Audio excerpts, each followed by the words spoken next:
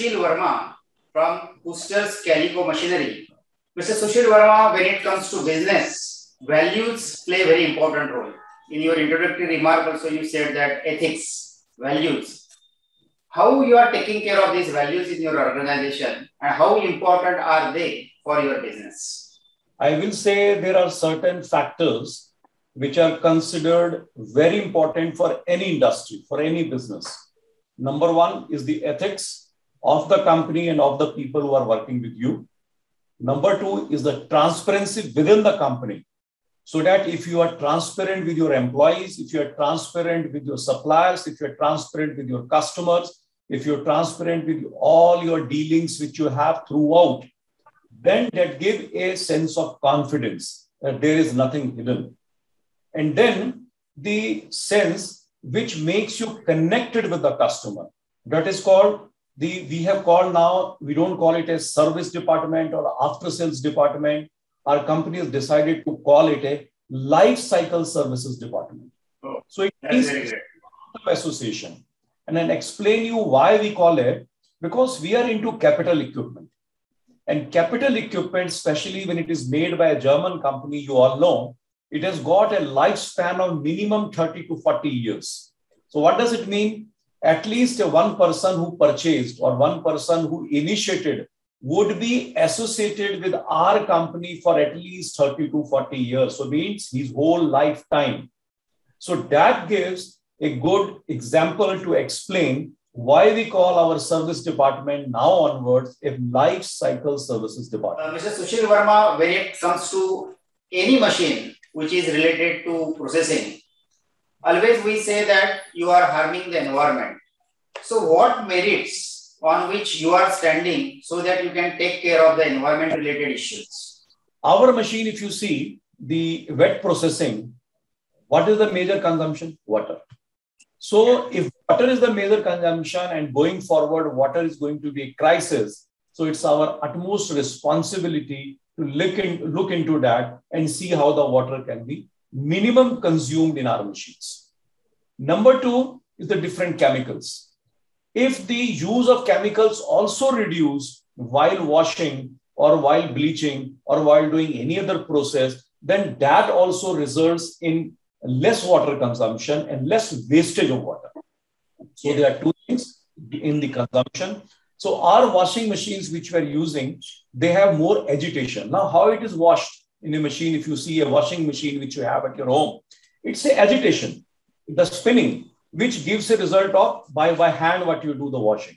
So the same principle used in our washers, where the cloth is moving up and down, the distance is very less, and there is an agitation of the water inside also at the ground level. So what happens with that? There is less chemicals are used, less soap is used, and less water is used in comparison to per meter of the cloth which we washes.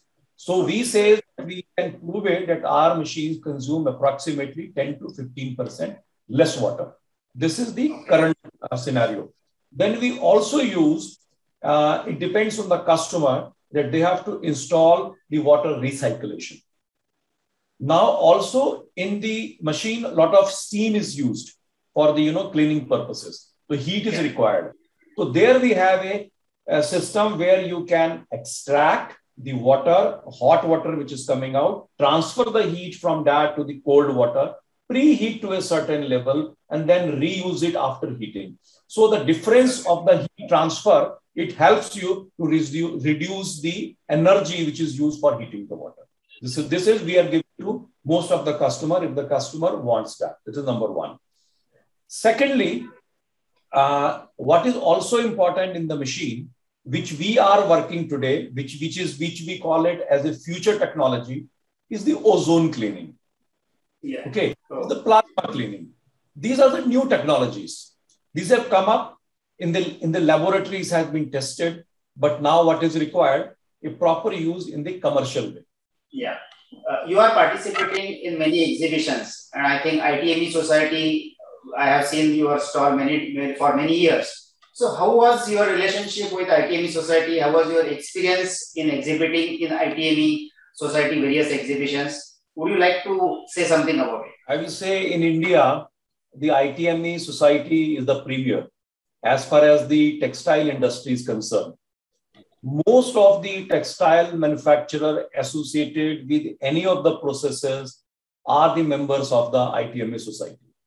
It's like, I will say, a father, like a thing which is taking all the group industries together, listening to their issues, taking up with the government, supporting them. Now there are a lot of projects I understand are going on, even for the R&D purposes. In Surat, a big setup has been done where the industry can go and request them to do certain trials, to do certain, research in that, to come up with the new ideas. So this is a good initiative.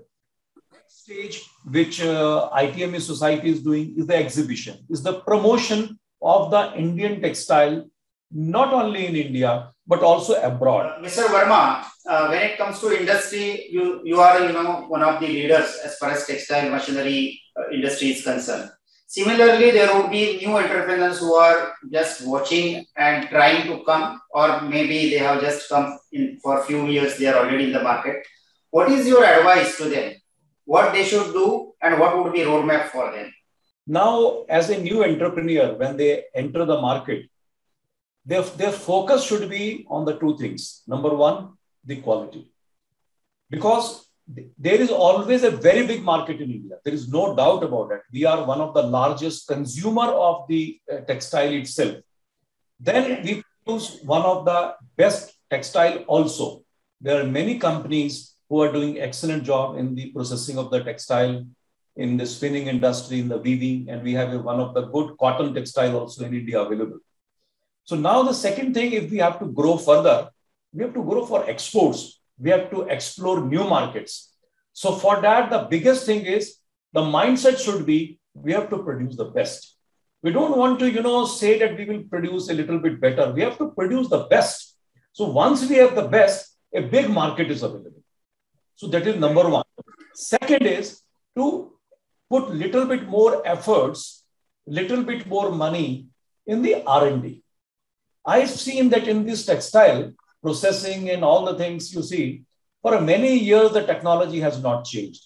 It is the same way of washing, the same way of bleaching, same way of moisturizing, same way of singeing. So some R&D is required. I would just like to ask you about how things are happening as far as textile engineering industry is concerned, and how much you are hopeful that this industry has a great future. Yeah, you see, textile engineering industry, if you see once the fabric is made, how the value is enhanced, the fabric is gray fabric. It has no value. It is any fabric would be worth 100 rupees a meter, 150 rupees a meter. So value addition is done by the processing which you do. So it means the processing, the final finishing touch, the quality comes after this. So our industry, the process industry, is associated with that segment where the value is enhanced of the product, of the basic fabric. This is number one. Secondly, what is important, many of the process houses today are still using the old technology. They have not understood that what is the benefit. The benefit is great in terms of the water consumption, great in terms of the batch production when you shift to the continuous production, in terms of the quantum jump which you take into the production output out of that. So this engineering can help them.